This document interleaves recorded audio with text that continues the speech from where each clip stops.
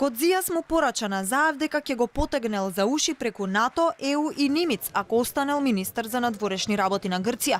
Изјавата на премиерот дека со Преспанскиот договор ќе се отвори можноста за изучување македонски во Грција го налоти грчкиот потписник на договорот. Заев ги прекршил и договорот од Нивици и времената спогодба од 1995 година. Θα του τράβαγα τα αυτιά με όλους τους τρόπους, και από το ΝΑΤΟ και από την Ευρωπαϊκή Ένωση και από το Νίμιτς. Ќе го потегнев за уши на сите начини, и од НАТО, и од Европската унија, и од Нимиц. Нимиц се активираше и добро направи и го потсети дека прекршува две точки од времената спогодба и од договорот од Преспа. Затоа кој јазик ќе се изучува во Грција е во наша надлежност, не е нивна работа.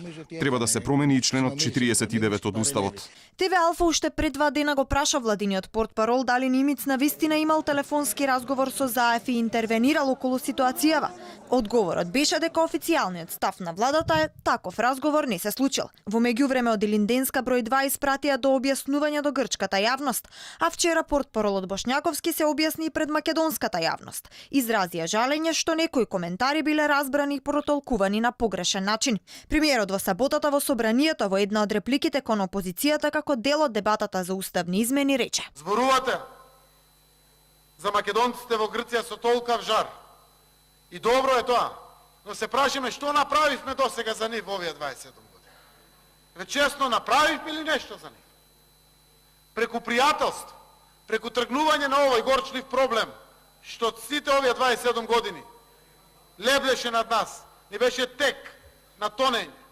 Имаме поголеми шанси. Имаме шанси да се изучува и македонскиот јазик и таму. Конечно, досега беше забранен. Табу тема беше. Па и грчкиот и овде и се изучува веќе. Имаме шанса да им помогнеме реално, да ги тргнеме граници. Од саботата до денес речиси цел политички врв на Грција му испрати пораки на Заев.